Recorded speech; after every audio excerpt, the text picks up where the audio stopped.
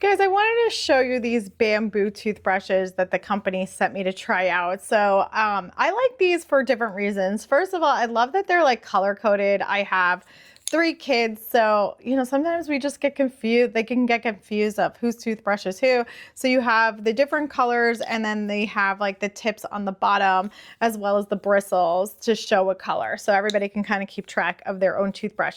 They're made out of bamboo, which is a more sustainable choice. If you're like, instead of a plastic toothbrush, this is going to be it will compost, it will be biodegradable because it is bamboo. The bristles are a BPA free nylon, really soft, like very soft. So I have a 3-year-old, this is perfect for her.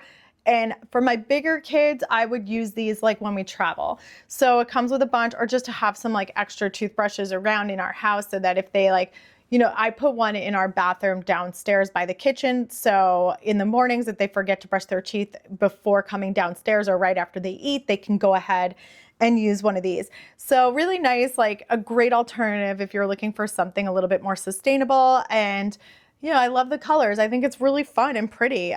Definitely go ahead and pick these up.